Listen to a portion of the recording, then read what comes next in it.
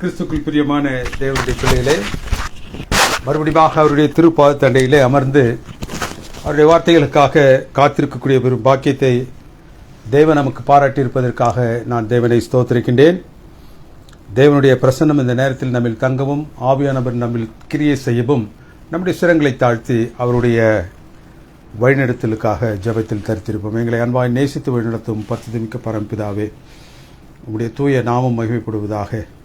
இது தருமையான நேரத்தை நீர் எங்களுக்கு ஆசீர்வதித்து கொடுத்து உங்களுடைய வார்த்தைகளை தியானிப்பதற்கு ஏற்ற ஸ்லாக்கியத்தை நீர் எங்களுக்கு தந்திருப்பதற்காக நன்றி செலுத்துகின்றோம். இந்த நாளில் தியானம் எங்களை உங்களுடைய ஒரு படி கிட்டே சேர்ப்பதற்கு ஏதுவாக அமைய எங்கள் அன்பின் தெய்வம் எங்களுக்கு இரக்கம் செய்ய உடைய பாதத்தில் எங்களை ஒப்புக் கொடுக்கின்றோம். தேவரி தாமே இந்த சத்தியத்தை ஆங்காங்கு பல்வேறு இடங்களிலிருந்து கேட்டுக்கொண்டிருக்கக்கூடிய பிள்ளைகள் ஒவ்வொருவரிடம் நீர் பேசியறலும். உங்களுடைய பாதத்தண்டையிலே தேவரீர் அவர்களை ஈர்த்தரலும். கிறிஸ்துவின் நாமத்தினால் ஜெபிக்கின்றோம் எங்கள் அன்பின் பரிசுத்தமிக்க பரம்பிதாவே, ஆமென். கர்த்தராகிய இயேசு கிறிஸ்து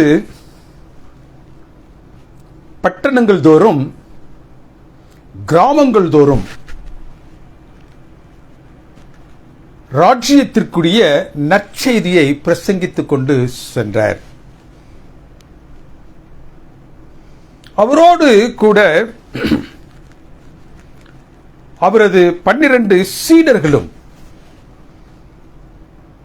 தங்களை ஒப்புக் கொடுத்து பயணித்தார்கள். அசுத்த ஆவியிலிருந்து, வியாதிகளிலிருந்து விடுவித்த சில ஸ்திரீகளும் அவரோடு கூட அவருடைய ஊழியத்தில் பயணித்தார்கள். 7 பிசாசுகளை நீங்க பெற்ற மகதலேனா மரியாள் ஒருவள், கூசாவின் மனைவியாகிய யோவானாள் மற்றொருவள் மற்றும் சூசானாள் என்று சொல்லக்கூடிய அந்த 3 ஸ்திரீகளும் அவரோடு கூட பயணித்து அவர் எங்கெல்லாம் செல்கின்றாரோ அங்கெல்லாம் அவர்கள் சென்று ஊழியத்தில் தங்களை இணைத்திருந்தார்கள்.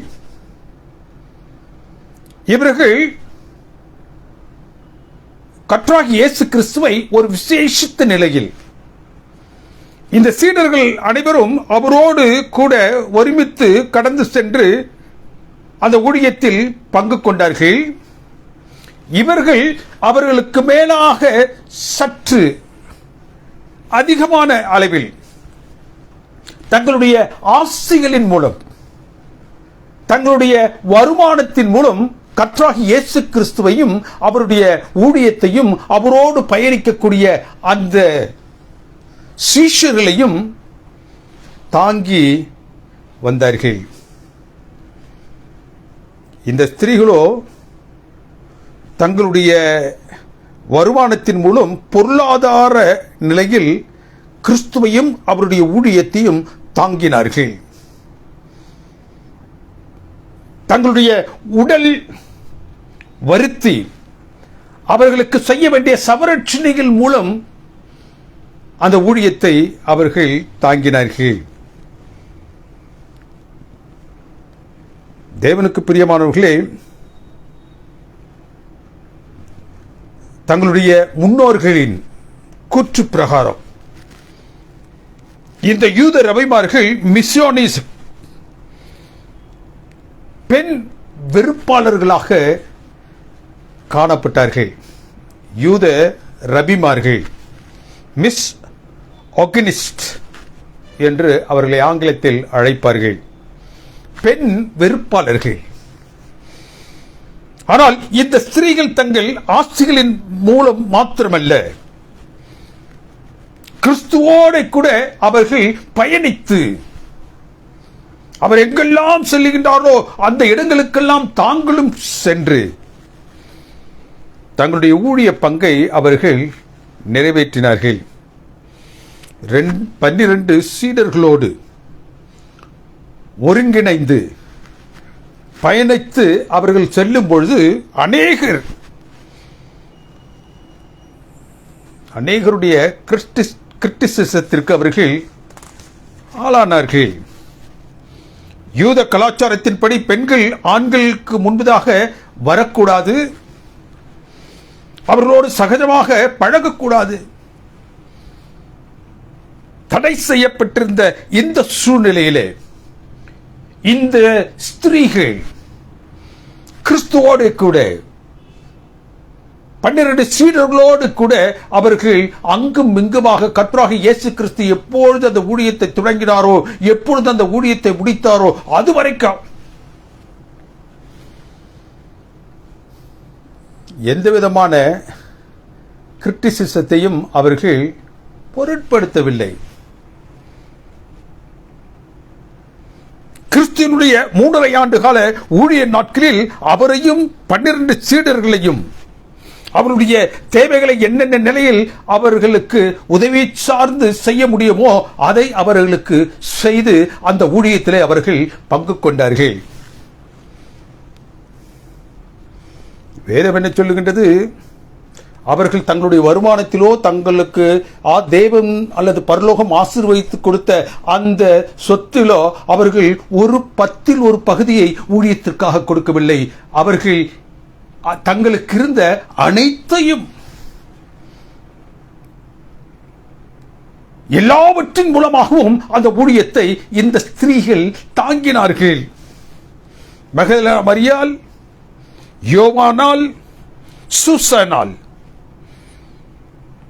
இந்த 3 ஸ்திரீகளில் ஒரு ஸ்திரீ,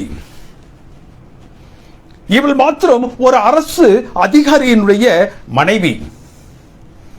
She was so influential, rich, held a special status in the society. It was because of her husband's position. மற்ற இருவரும் ஆண் துணையற்றவர்களாக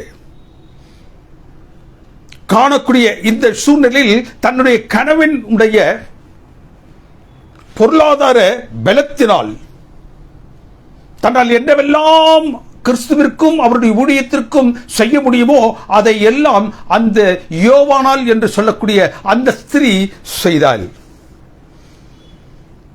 Mary had no husband. Susanna was not paired. இந்த மகதலேனா மேரி அவருடைய கணவரை குறித்து ஒன்றும் பேசவில்லை வேதம். இதை சூசானால் இன்னும் அவள் என்ன செய்யவில்லை? திருமணம் முடிப்பதற்கேற்ற ஒரு நிலை அவளில் இல்லை. But they were business women like Lydia and Priscilla. தங்களால் எவ்வளவு பணம் ஈட்ட முடியுமோ அவ்வளவு பணத்தை ஈட்டி எவ்வளவு தூரத்திற்கு தேவனுடைய அந்த திருப்பணியை தாங்க முடியுமோ அவ்வளவு தூரத்திற்கு அவர்கள் அந்த ஊழியத்தை தாங்கினார்கள். இந்த யோவானாள், she was a wife of Goose.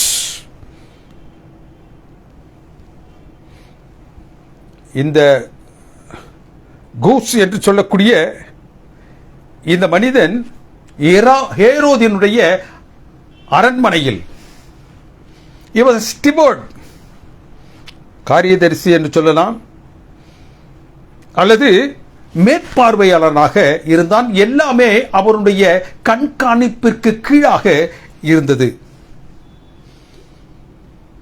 he was an influential man, a prominent man. He held the status of prominence in the society.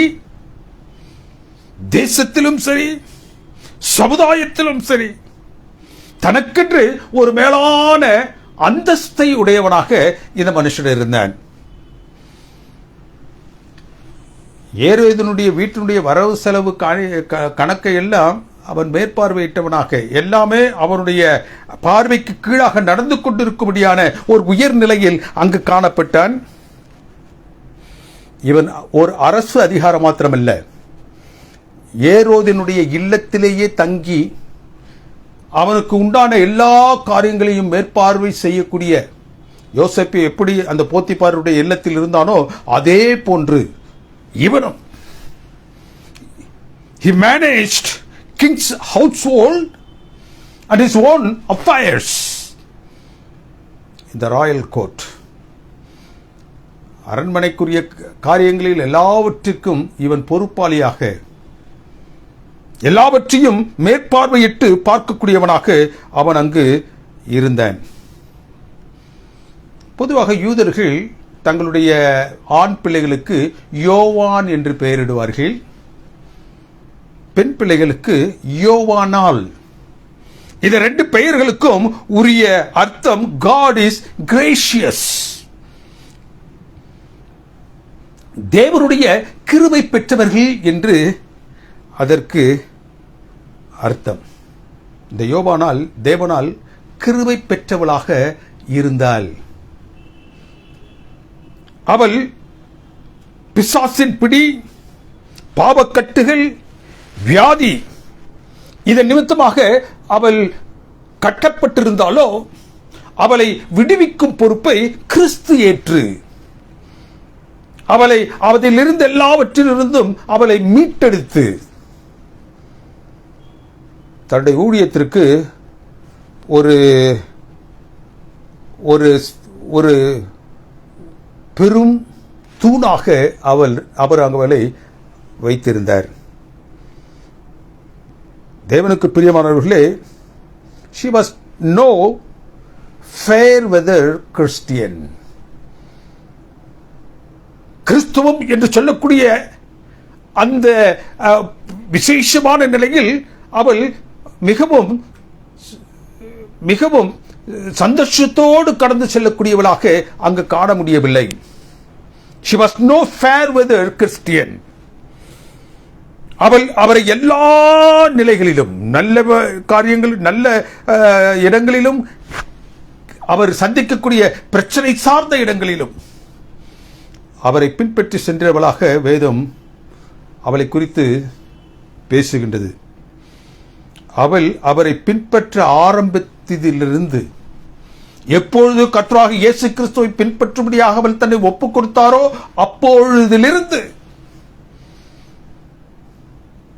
அவருடைய அந்த கல்வாரி குருசில் அவர் படக்கூடிய அந்த பாடுகள் வரைக்கும், தன்னுடைய இன்னுயிரை அந்த சிலுவையில் ஈர்க்கும் வரைக்கும்,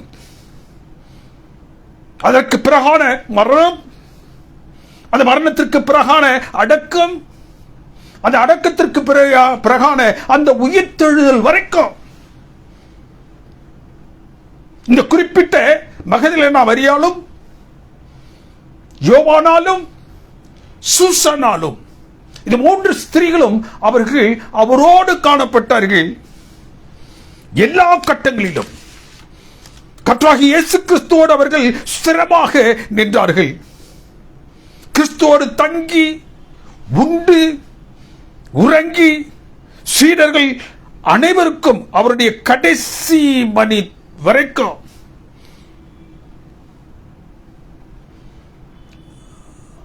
கிறிஸ்துவோடு அவர்கள் இருந்தார்கள். கிறிஸ்துவனுடைய கடைசி நாட்களுடைய அனுபவத்தில் பார்க்கும்பொழுது கர்த்தராகிய இயேசு கிறிஸ்து கடினமான சூழலை அவர் சந்தித்து கடந்து சென்று கொண்டிருக்கும் போது அவரோடு பயணிக்கும்படியாக, ஊழியம் செய்யும்படியாக தெரிந்து கொள்ளப்பட்ட அந்த சீடர்கள் அவரை விட்டு ஓடிவிட்டார்கள். ஆனால் இந்த ஸ்திரீகள் மாத்திரம் அவரோடு இருந்தார்கள். நான் மரித்து மூன்றாவது நாளில் எழுந்து விடுவேன் என்ற ஒரு உன்னதமான வாக்குத்தத்தத்தை அருமையான சீடர்களுக்கு அவர் அவ்வப்பொழுது கொடுத்துக் கொண்டிருந்தோம். அந்த மரணத்திற்கு பிறகாக அவர் உயிர்த்தெழுந்து விட்டாரா என்று பார்ப்பதற்கு கூட அவர்கள் வரவில்லை. ஆனால் இந்த ஸ்திரீகள்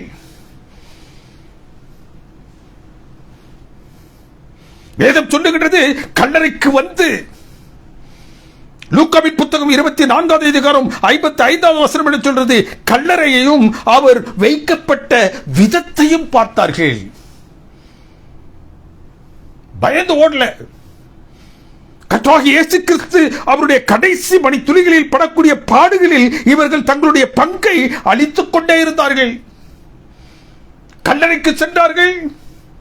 அந்த கல்லறையை அவர்கள் கண்டது மாத்திரமல்ல, எந்த நிலையில் அவருடைய சரீரம் வைக்கப்பட வேண்டும் என்பதையும் அவர்கள் என்ன செஞ்சார்கள், அங்கு அதை செய்து கொண்டிருந்தவர்களிடம் கூறினார்கள், இப்படியாக வைக்க வேண்டும் என்று.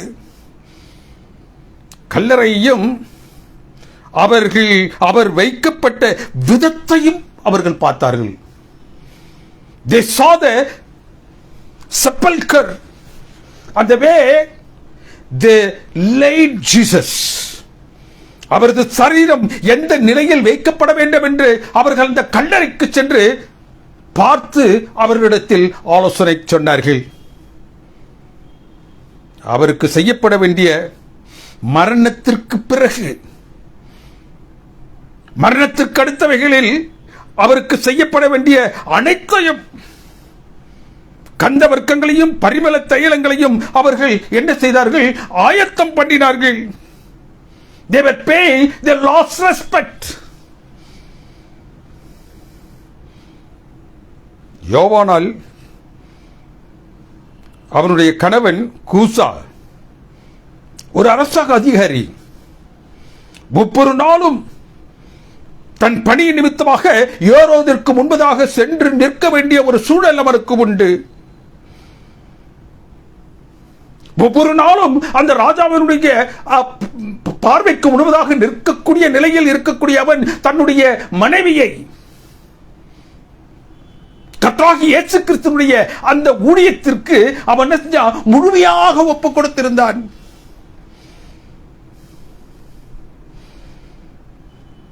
ஆண்களோடு பெண்கள் சகஜமாக பழகுவதை கண்ட அநேகர் விமர்சித்தாலும்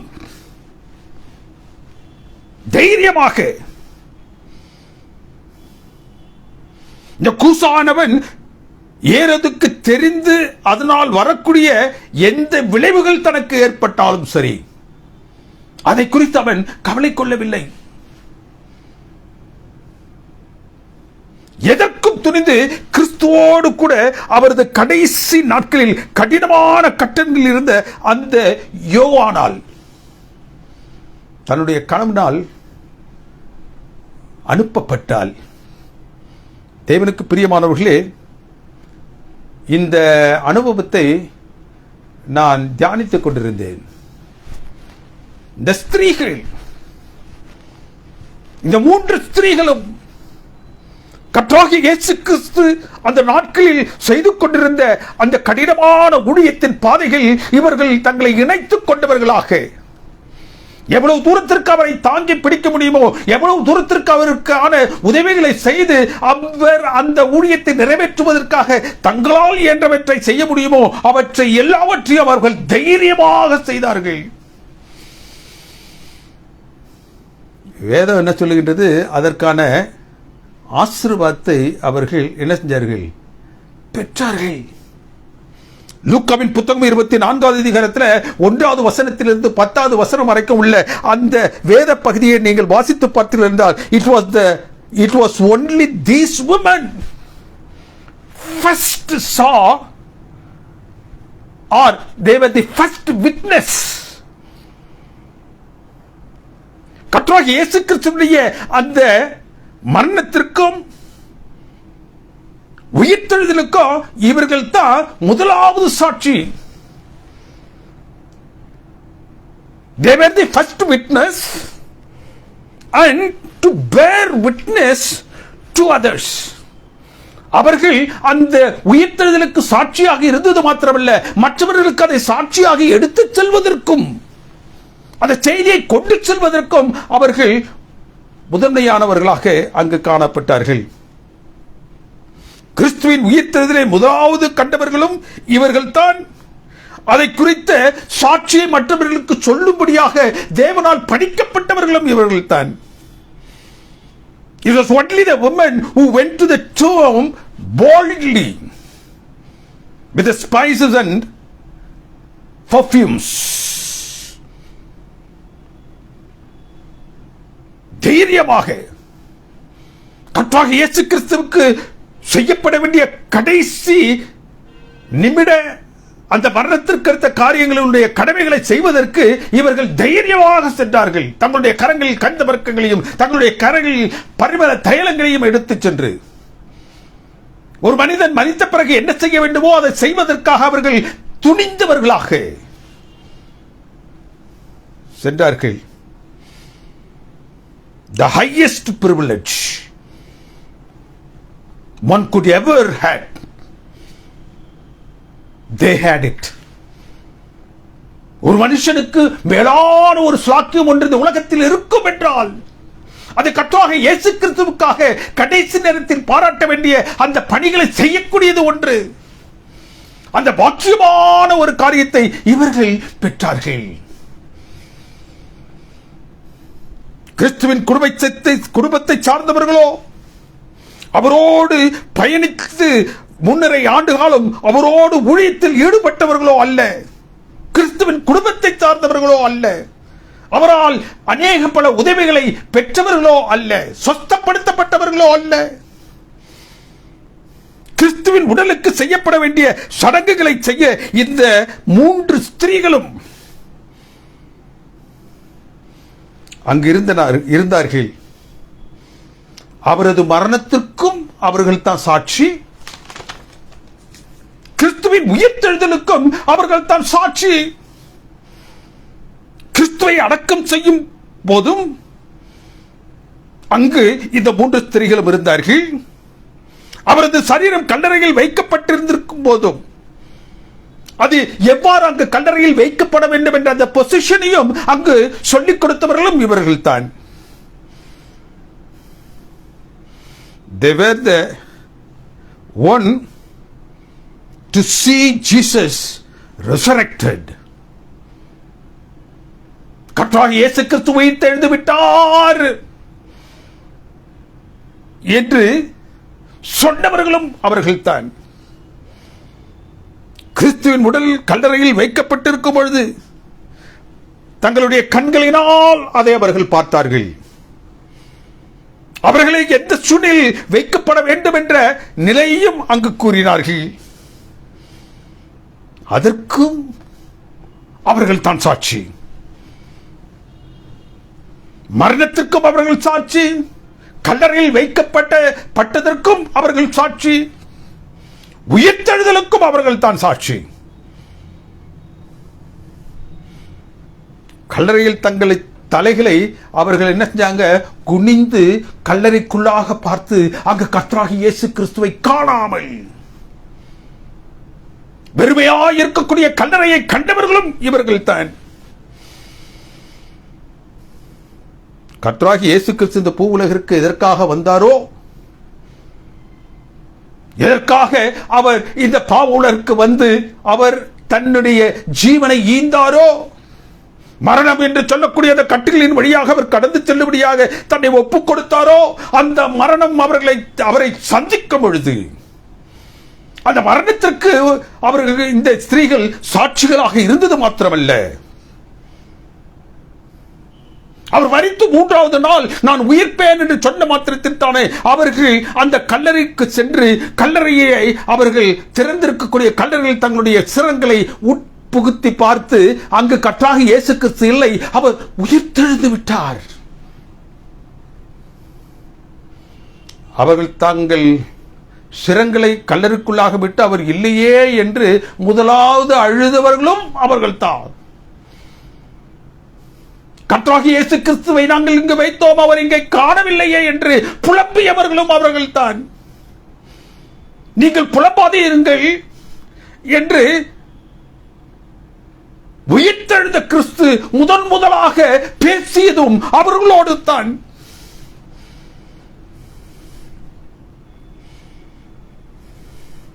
தேவனுக்கு பிரியமானவர்களே, கர்த்தராகிய இயேசு கிறிஸ்துவை சிலுவையில் அறைந்து அவரை கல்லறையில் என்ன செய்தார்கள், வைத்து விட்டார்கள். அவருடைய குற்றின் பிரகாரம் அவர் சொன்னதின் பிரகாரமாக அவர் 3ஆம் நாள் எழுந்துவிடக் கூடாது என்பதற்காக அந்த ஊர் முழுவதும் 144 ஊரடங்கு சட்டம் போட்டிருந்தார்கள், யாரும் எங்கும் செல்லக்கூடாது என்று.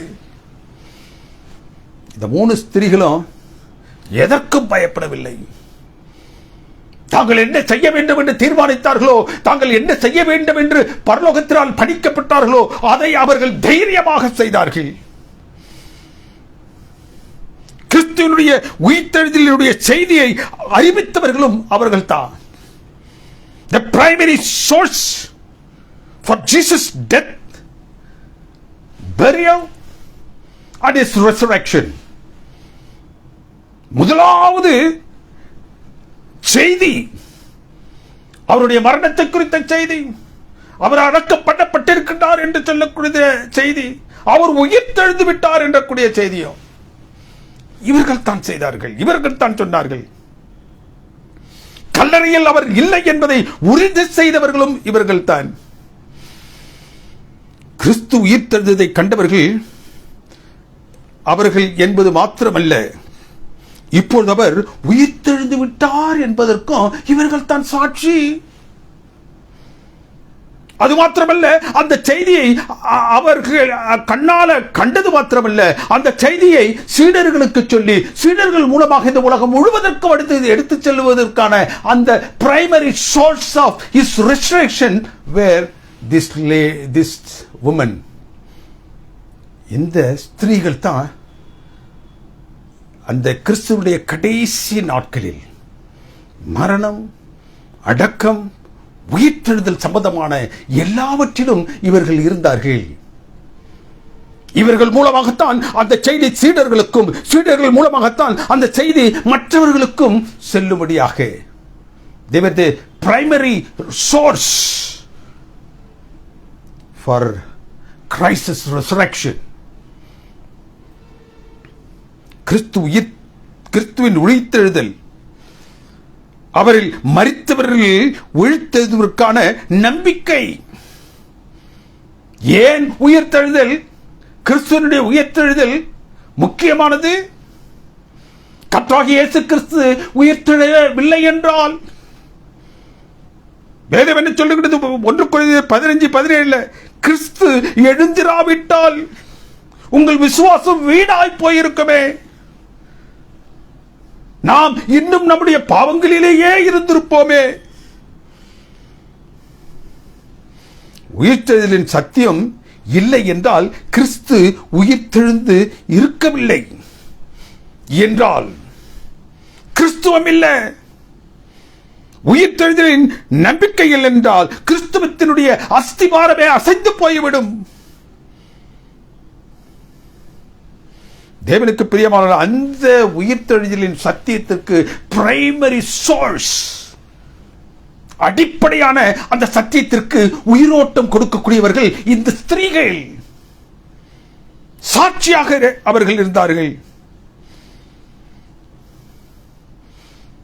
தேவனுக்கு பிரியமானவர்களே, இந்த ஸ்திரீகளுக்கு தேவன் பரலோக பாராட்டிய முதலாவது ஆசீர்வாதம் அவருடைய மரணத்தை காண்பதற்கும், அவருடைய அடக்கத்தை காண்பதற்கும், அவருடைய அந்த உயிர்த்தெழுதலை அவர்கள் காண்பதற்கும் பரலோகம் அவர்களுக்கு மேலான ஒரு ஸ்லாக்கியத்தை கொடுத்திருச்சு.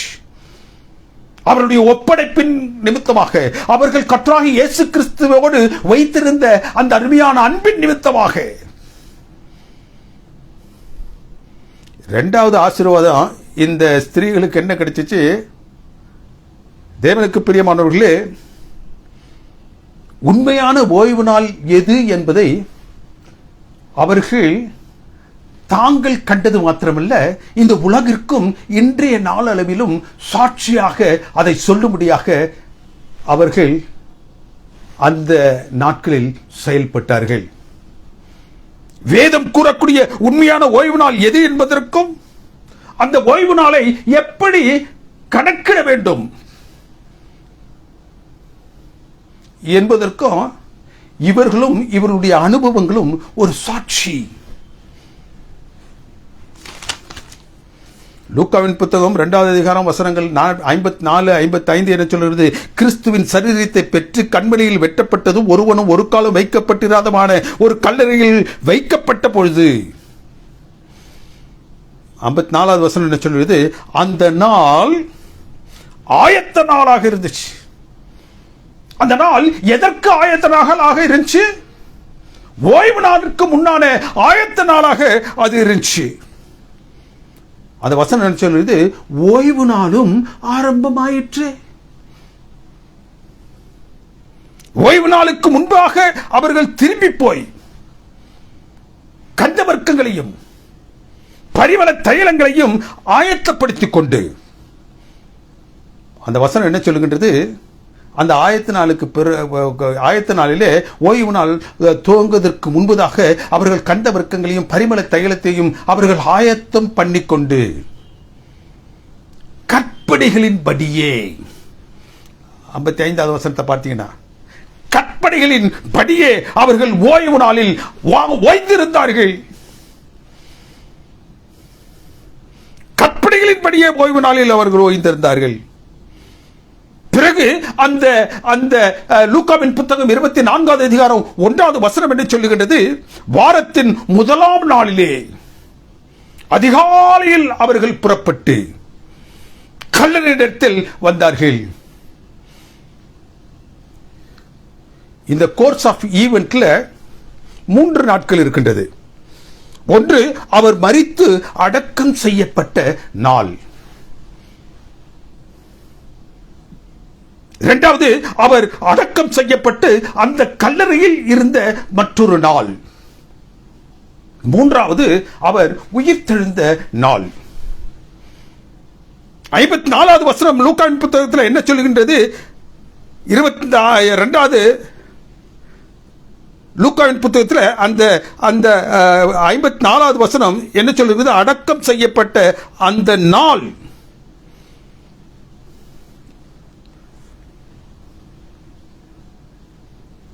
ஓய்வு நாளுக்கு ஆயத்த நாளாக இருந்தது. ஓய்வு நாளுக்கு ஆயத்தமான நாளில் அவர் என்ன செஞ்சார்? அடக்கம் செய்யப்பட்டார். அடக்கம் செய்யப்பட்டு கல்லறையிலிருந்து எழும்பிய நாள். அவர்கள் அந்த வாரத்தின் முதலாவது நாளில் கல்லறைக்கு செல்லும் பொழுது அவர் எழும்பி இருந்தார். இந்த 2 நாட்களுக்கும் இடைப்பட்ட நாளில் அந்த ஸ்திரீகள் திரும்பி போய் கந்த வர்க்கங்களையும் பரிமள தைலத்தையும் ஆயத்தம் செய்துவிட்டு கற்பனைகளின் படியே அந்த நாளில், எந்த நாளில்? அந்த 2 நாளுகளுக்கு மத்தியில் இருக்கக்கூடிய அந்த நாளில், அவர் மரித்த நாளில், அவர் உயிர்த்தெழுந்து எழுந்த நாளில், இந்த 2 நாட்களுக்கு மத்தியில் இருக்கக்கூடிய அந்த நாளில் அவர்கள் ஓய்ந்திருந்தார்கள். It was the Sabbath.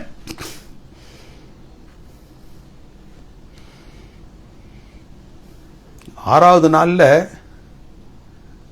அவர் மரித்தார். அதைத்தான் பெரிய வெள்ளி என்று நாம் சொல்லுகின்றோம். வாரத்தின் முதல் நாளில் அவர்கள் தங்களுடைய கரங்களில் கந்த வர்க்கங்களையும் அந்த பரிமள தைலத்தையும் எடுத்துக்கொண்டு வாரத்தின் முதலாவது நாளில் கல்லறையில் வந்தார்கள். அப்பொழுது அவர் அங்கிருந்து உயிர்த்தெழுந்து விட்டார். மரித்த நாளுக்கும் உயிர்த்தெழுந்த நாளுக்கும் இடையில் இருக்கக்கூடிய நாளில் கற்பனைகளின்படியே அவர்கள் ஓய்ந்திருந்தார்கள். 6ஆம் நாளுக்கும் உயிர்த்தெழுந்த நாளுக்கும் இடையில் இருந்த நாளில் அவர்கள் ஓய்ந்திருந்தார்கள். 7வது நாளில் அவர்கள் ஓய்ந்திருந்தார்கள். கற்பனையில தேவன் ஓய்வு நாளை குறித்து சொல்லும் பொழுது, 7ஆம் நாளோ உன் தேவனாகிய கர்த்தருடைய ஓய்வு நாள். உபாகமத்தின் புத்தகம் 5வது அதிகாரம் 14வது வசனம் என்ன சொல்லுகின்றது? 7ஆம் நாளோ உன் தேவனாகிய கர்த்தருடைய ஓய்வு நாள். யாத்திராகமம் 20வது அதிகாரம் 11வது வசனம் கற்பனையில் என்ன சொல்கிறது? கர்த்தர் 6 நாட்களில்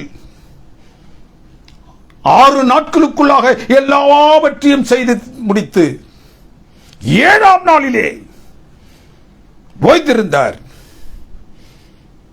தேவனுக்கு பிரியமானவர்களே, ஏன் இந்த ஓய்வு நாளை எண்ணின் அடிப்படையில் இங்கு வேதம் பேசுகின்றது? 1 2 3 4 5 6 7வது நாள்.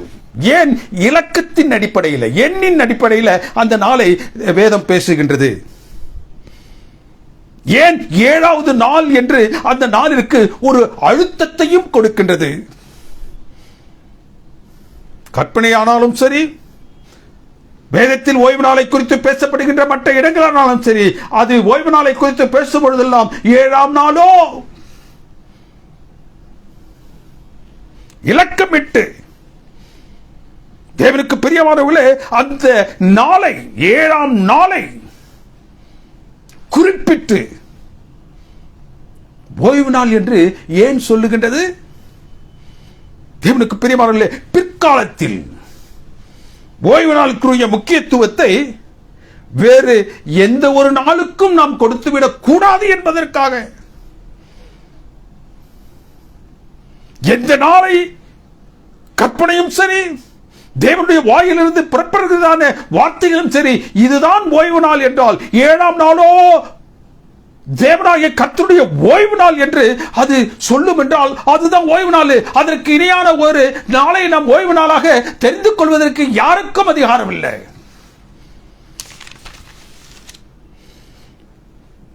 ஓய்வு நாளை குறித்து பேசும்பொழுது 7ஆம் நாள் என்று அழுத்தத்தோடு வேதம் பேசுகின்றது.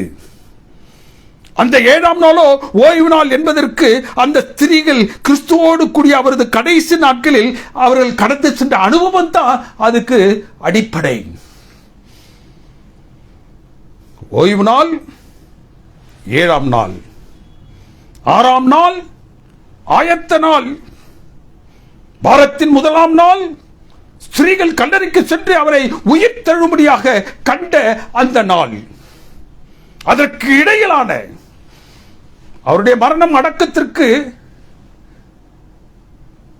அவருடைய உயிர்த்தெழுதலுக்கு இடையிலான அந்த நாள் கற்பனைகளின்படி அவர்கள் ஓய்ந்திருந்த ஓய்வு நாள். அதற்கு இணையாக எந்த நாளையும் நாம் என்ன செய்யக்கூடாது? ஓய்வு நாள் என்ற நிலையில் ஆசிரிக்க கூடாது. உண்மையான ஓய்வு நாளுக்கு இந்த ஸ்திரீகளே ஒரு எடுத்துக்காட்டு. அந்த ஓய்வு நாளை எப்படி கணக்கிட வேண்டும் என்பதையும் அவருடைய அனுபவம் இந்த வேத பகுதியில் மிக துல்லியமாக சொல்லுகின்றது. 3வது ஆசீர்வாதம் அந்த ஸ்திரீகளுக்கு என்ன விதவென்றால், ஸ்திரீகளில் ஒருவராகிய அந்த மகதலேனா மரியாளுக்கு அவருக்கு கிடைக்கப்பட்ட அனுபவத்தின் அடிப்படையிலான ஒரு ஆசீர்வாதம்.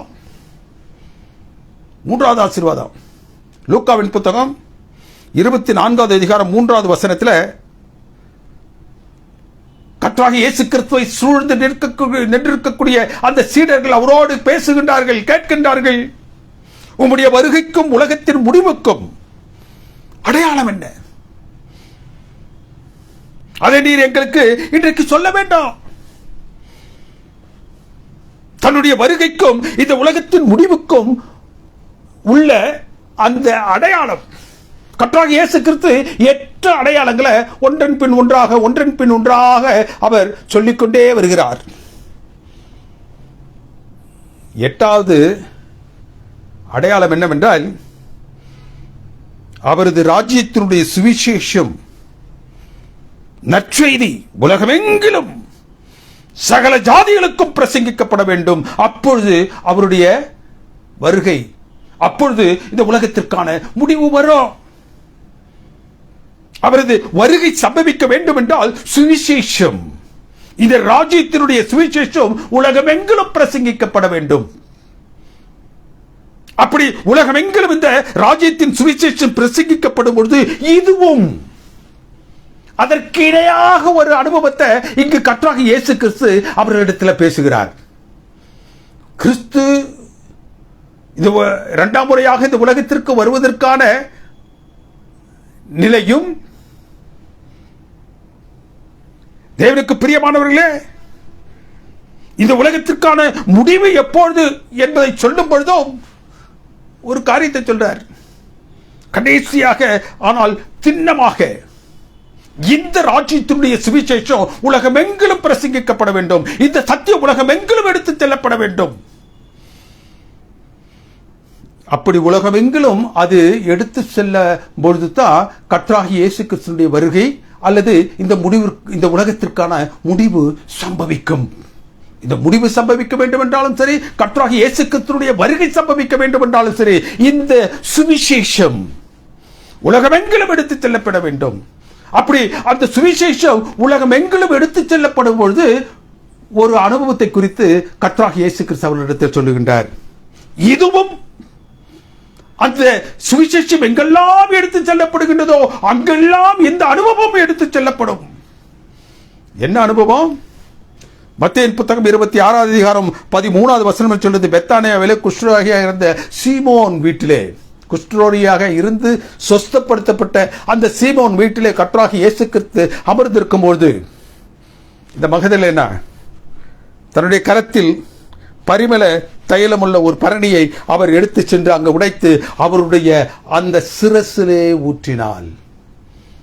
சீஷனுங்க பார்க்குறாங்க, எவ்வளவு விலை உயர்ந்தது, அவ்வளவு விலை உயர்ந்ததை அவள் வீண் பண்ணுகின்றாளே, அதை விட்டு தரித்திற்கு கொடுத்திருக்கலாமே.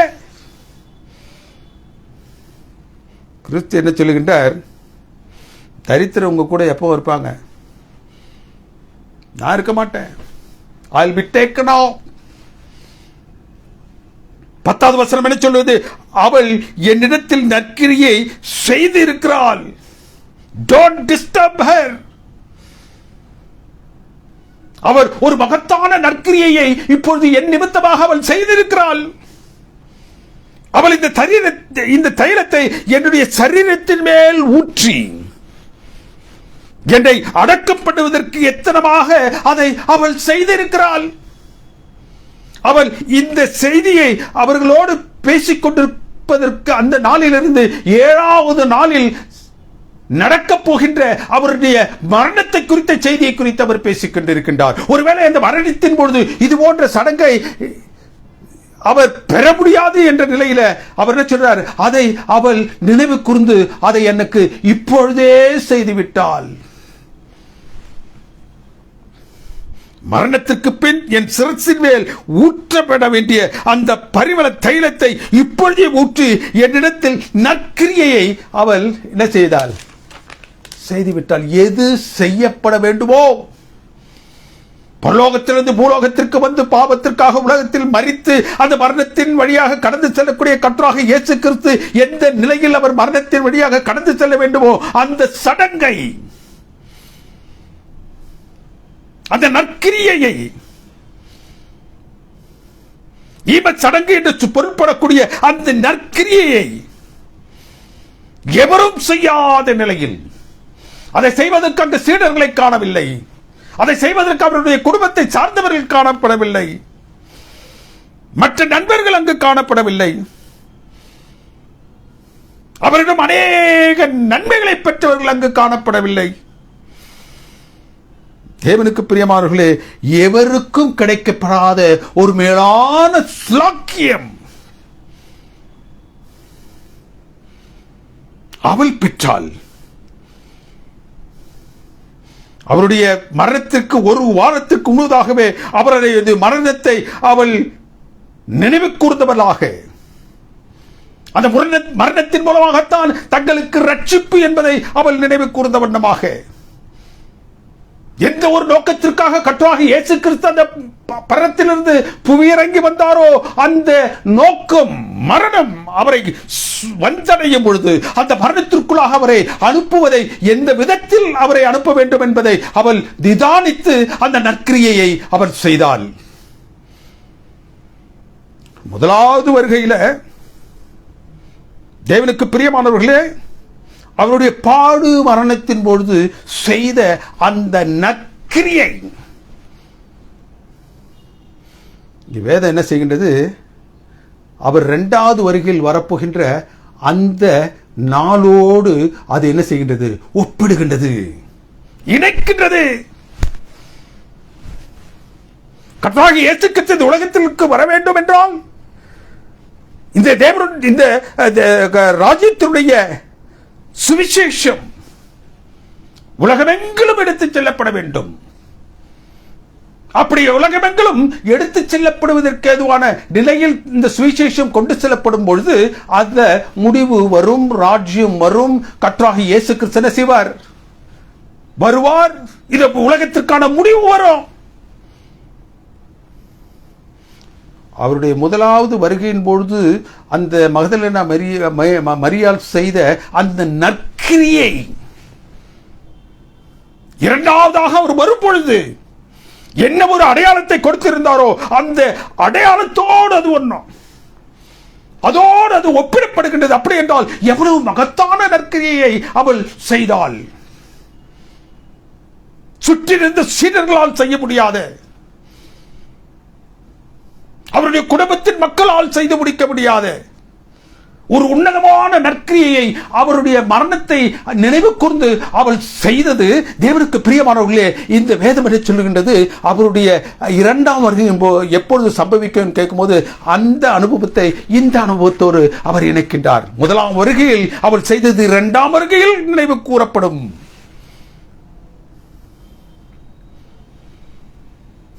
கிறிஸ்துவின் வருகைக்கான அடையாளத்திலும் அந்த ஸ்திரீகள் இடம் பெற்றுள்ளார்கள். உயிர்த்தெழுதல் என்று சொல்லக்கூடிய தேவனுக்கு பிரியமான உன்னதமான அந்த அனுபவத்திலும் அவர்கள் அங்கு காணப்பட்டார்கள். அந்த உயிர்த்தெழுதலுக்கும் அவரை அடக்கம் செய்யப்பட்டதற்கும் இடையிலான ஓய்வு நாளிற்கும் அவர்கள் என்ன செஞ்சாங்க? அடையாளமாக இருந்தார்கள். இந்த மூன்று ஸ்திரீகளும் அவருடைய அனுபவம் தான் தேவனுக்கு பிரியமானவர்களே. இந்த நாட்களில் எது உண்மையான ஓய்வு நாள் என்பதற்கான அடிப்படை அந்த அனுபவத்தை வைத்து தான் இன்றைக்கு 7ஆம் நாள் சனிக்கிழமை என்று சொல்லுவது ஓய்வு நாள் என்று திறமாக செல்ல வேண்டும் என்றால் இந்த ஸ்திரீகளுடைய இந்த கிறிஸ்துவோடு அவர்கள் கடந்து வந்த அந்த கடைசி நாட்களுடைய அனுபவம் தான் நமக்கு ஒரு அடையாளமாக இருக்கின்றது. ஆயத்த நாள், அதற்கடுத்து ஓய்வு நாள், வாரத்தின் முதலாவது நாள். தேவனுக்கு பிரியமானவர்களே, இதை இந்த ஓய்வு நாள் எது என்பதை காட்டுவதற்காகத்தான் இந்த ஸ்திரீகளே தேவனுக்கு பிரியமானவர்களே அவர் ஆசீர்வதித்து, இந்த சீடர்கள் ஒருவேளை இதை உலகிற்கு சொல்வதற்கு அவர்கள் பயந்து ஓடிவிட்டார்கள் என்றாலும் இந்த ஸ்திரீகள் அவருடைய உயிர்த்தெழுதலை பற்றி சொல்லவும்,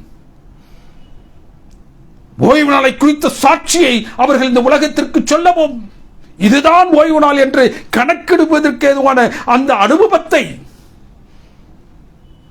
6ஆம் நாள், 7ஆம் நாள், வாரத்தின் முதலாம் நாள், அந்த 6ஆம் நாளுக்கும் வாரத்தின் முதலாம் நாளுக்கும் இடையில் உள்ள 7ஆம் நாள் ஓய்வு நாள், இந்த அனுபவத்தையும் அந்த ஸ்திரீகள் தான் பெற்றார்கள். கடைசியாக முதலாவது வருகையின் பொழுது அவருடைய மரணத்திற்கு செய்ய வேண்டிய அந்த நற்கிரியைகளை அவர்கள் செய்ததினால் அந்த நற்கிரியைகள் கர்த்தராகிய இயேசு கிறிஸ்து இரண்டாம் முறையாக வரும்பொழுது அந்த முடிவு எப்பொழுது சம்பவிக்கும் என்று அவர்கள் சீடர்கள் குழம்பி போய் நிற்கும் பொழுது கர்த்தராகிய இயேசு கிறிஸ்து சொல்லுகிறார்,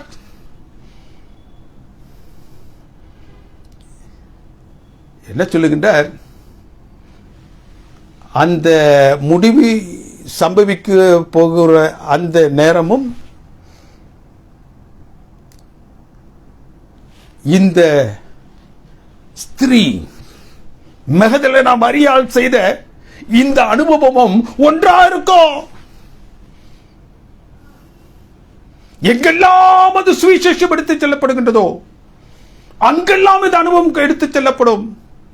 எங்கெல்லாம் எந்த அனுபவம் எடுத்துச் செல்லப்படுகின்றதோ அங்கெல்லாம் சுவிசேஷம் என்ன செய்யப்படும்? அளிக்கப்படும். ரெண்டையும் ஒண்ணா வச்சிட்டார். தர்மையான ஸ்திரீகள், the woman role in crisis கர்த்தராகிய இயேசு கிறிஸ்து கடந்து சென்ற அந்த கடினமான அனுபவங்களில் எல்லாம்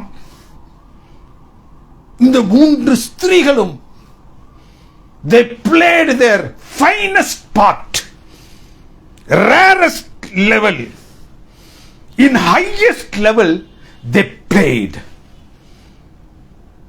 சீடர்கள் கூட அவர்களோடு ஒப்பிட்டு பார்க்க முடியாத நிலையில் இந்த 3 ஸ்திரீகள் செய்தார்கள். இந்த 3 ஸ்திரீகளும் அவருடைய வாழ்நாட்களில், அவர்கள் வாழ்ந்த நாட்களில், அவருடைய சமுதாயம் எதையெல்லாம் தவறு என்று சொல்லிற்றோ அதை குறித்து அவர்கள் கவலை கொள்ளாமல், எதையெல்லாம் செய்தால் தேவனுடைய அந்த திருக்குமாரன் இந்த உலகத்தில் செய்யக்கூடிய ஊழியத்தில் தங்களுக்கு ஒரு சிறப்பான பங்கு கிடைக்கும் என்பதை மாத்திரம் அவர்கள் நினைத்தவர்களாக கர்த்தராகிய இயேசு கிறிஸ்துவோடு அவர்கள் பயணித்தார்கள். எல்லா கடினமான நேரங்களிலும் அவர்கள் தைரியமாக செயல்பட்டார்கள். எந்த உயர்வான காரியங்களை கர்த்தராகிய இயேசு கிறிஸ்துவுக்காக தாங்கள் செய்ய வேண்டும் என்று தீர்மானித்தார்களோ அந்த காரியங்களை எல்லாம் அவர்கள் அவர்கள் தைரியத்தோடு செய்தது மாத்திரமல்ல, ஏற்ற நேரங்களில் அவைகளை அவர்கள் செய்தார்கள். அவர்கள் தங்களை ஒளித்துக் கொள்ளவில்லை. தேவனுடைய சமூகத்திற்கு முன்னதாக என்னவெல்லாம் செய்ய வேண்டும் என்று அவரால் பணிக்கப்பட்டாரோ அந்த நிலையை அவர்கள் கர்த்தராகிய இயேசு கிறிஸ்துவிற்காக தைரியத்தோடு செய்தார்கள். What the role they played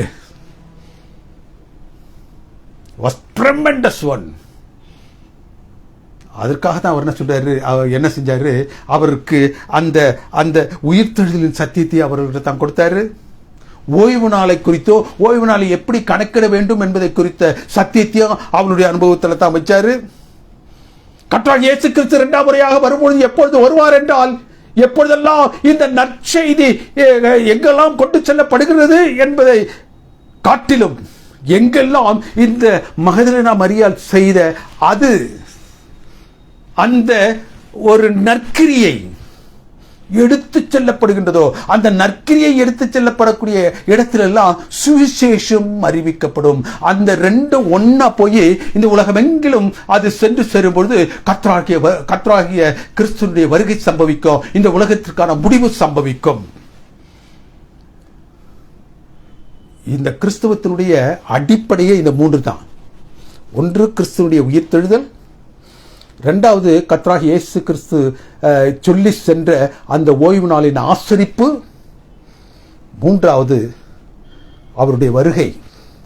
இந்த 3ற்கும் அஸ்திபாரமாக தங்களுடைய அனுபவத்தை இந்த ஸ்திரீகள் வைத்ததினால் அவர்கள் ஆசீர்வதிக்கப்பட்டிருந்தார்கள். இந்த 3 காரியங்களையும் செய்வதற்கு 3 காரியங்களுக்கும் பலத்த சாட்சியாக இந்த பரலோகம் அவர்களை எழுப்பிற்று. தேவனுக்கு பிரியமான தேவனுடைய பிள்ளைகளே, இன்றைக்கு கடைசி காலத்தில் வாழ்ந்து கொண்டிருக்கிற உங்களுக்கும் எனக்கும் இந்த ஸ்திரீகள் ஒரு பெரிய பாடமாக இருக்கின்றார்கள். உயிர்த்தெழுதலின் சத்தியம், ஓய்வு நாளின் சத்தியம், 2ஆம் வருகையினுடைய சத்தியம், இந்த 3ற்கும் அடிப்படையாக அவருடைய வாழ்க்கை அமைந்திருக்கின்றது. இன்றைக்கு உங்களுடைய வாழ்க்கையும் என்னுடைய வாழ்க்கையும் எப்படியாக பரத்தில் இருந்து பார்க்கக்கூடிய தேவனுடைய சமூகத்தில் அது அமைந்திருக்கின்றது. தேவன் தாமே உங்கள் ஒவ்வொருவரையும் ஆசீர்வதித்து வழிநடத்துவாராக. எங்களை அன்பாய் நேசித்து வழிநடத்தும் பரிசுத்தமிக்க பரமபிதாவே, உம்முடைய தூய நாமம் மகிமைப்படுவதாக. இதோ அந்த நாளில் தேவரீர் வேதத்தில் காணக்கூடிய இந்த ஸ்திரீகள் மூலமாக உம்முடைய சத்தியம் கடைசி கால திருச்சபைக்கு கொடுக்கப்பட வேண்டுமோ, கடைசி காலத்தில் வாழ்ந்து கொண்டிருக்கக்கூடிய பிள்ளைகளுக்கு எடுத்துச் செல்லப்பட வேண்டுமோ, அந்த நிலையில் இந்த நாளில் பேசப்பட்டமைக்காக உமக்கு நன்றி செலுத்துகின்றோம் சுவாமி. உயிர்த்தெழுதலுக்கும் ஓய்வு நாளுக்கும் 2ஆம் வருகைக்கும் சாட்சிகளாக இந்த ஸ்திரீகள் எழுப்பப்பட்டது போன்று இந்த கடைசி காலத்தில் வாழக்கூடிய எங்களையும் நீர் எடுத்து பிரத்யேகமாக உபயோகித்து கொள்ளும்படியாக உம்முடைய பாத்திரங்களை நாங்கள் ஒப்புக் கொடுக்கின்றோம். சீக்கிரமாக வாரும். இந்த அருமையான சத்தியத்தை கேட்டுக்கொண்டிருக்கக்கூடிய உள்ளங்களில் ஒவ்வொன்றிலும் நீர் பேசும்.